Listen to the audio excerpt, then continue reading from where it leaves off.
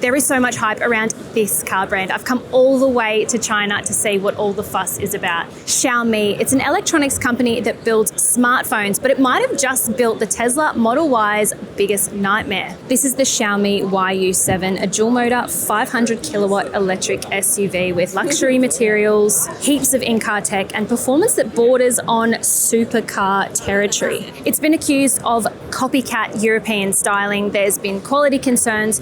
It's also sparked safety debate, so there's a lot of controversy around this brand right now. But even with all that, this has become one of the most in-demand vehicles in China right now. So let's take a closer look at the YU7. So we're at the Beijing Auto Show having a look at this Xiaomi stand. This is the SU7 sedan and the YU7. So this brand isn't yet in Australia, but it may arrive by 2028 is what we're told.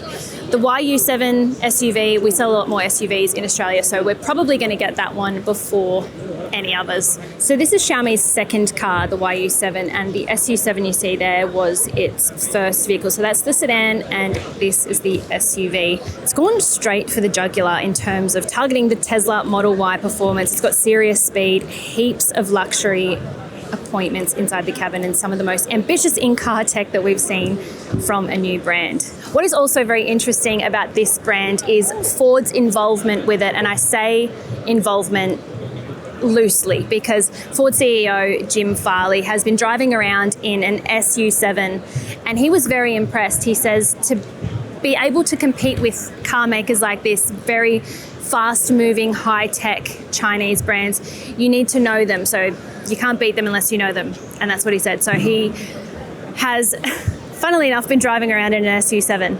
And yeah, it's just goes to show that even these massive legacy car makers are looking at brands like this. And I'm sure it's not just Ford. They're looking at these brands and going, how can we compete and what can we do to keep up with them?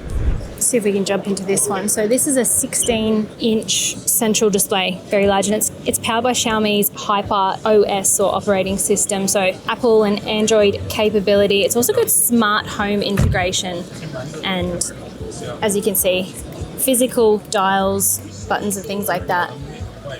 Got 2 phone charging pads. So the driver doesn't get an instrument cluster. You do get this head-up display that runs almost the entirety of the width of the dash. And then you've got some more dials up here.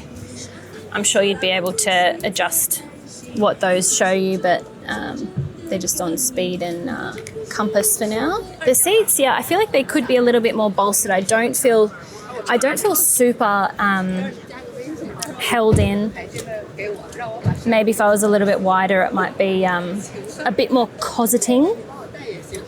But yeah, you've got a nice burgundy sort of interior in this one, and it's like a burgundy and a cream or maybe a beige, or maybe it's even a grey. It's hard to tell in this lighting, but it is yeah, it feels very nice in here. Okay, so you can open the front just on the side there. Thank you. And we'll just have a look inside. So this is a washable frunk. It's pretty average in size. It does say, however, please don't put dogs or children in there. Adults are fine, I guess. Again, this is a tech company, so it has a lot of technology built in, and it is a tech and performance-focused vehicle. Here's another look at a very orange version of this car. They've all got slightly different configurations. I think the burgundy is probably my pick of them. I love this green as well, and that slightly pink kind of color as well. So that's again something that the Chinese car makers are getting into, a bit more exciting designs, but also color palettes and things like that. We can just squeeze our way through this crowd. So this is the pink, maybe a bit more lavendery color, and then this is the light blue. I really like that as well.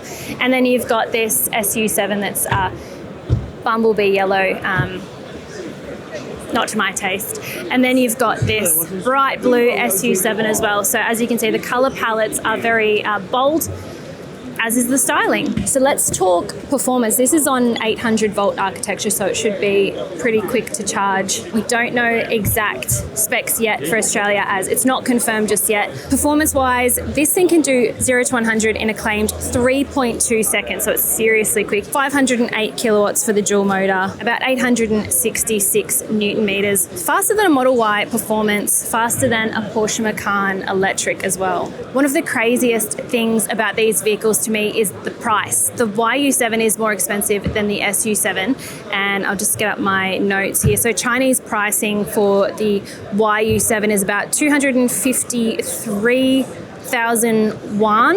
So that's the Australian equivalent to around $55,000, up to about $71,000 in Australian money is what the pricing is sort of for these vehicles. So about 55 to 70 grand. That is crazy. I think that by the time they did get to Australia, they'd be a little bit more expensive than that. But to give you a guide on pricing, that is how affordable these cars are here in China. And with the even wilder YU7 GT on the way, plus a global expansion planned for the next few years, first Europe and then Australia in around 2028 is what we're predicting. So this tech giant is moving very fast, and if it does land in Australia at the right price, I don't think it'll only be competing with Tesla. I think it'll shake up the entire EV market. And remember, this is only the second car. So what is the third one going to look like? Will it look like this? Probably not.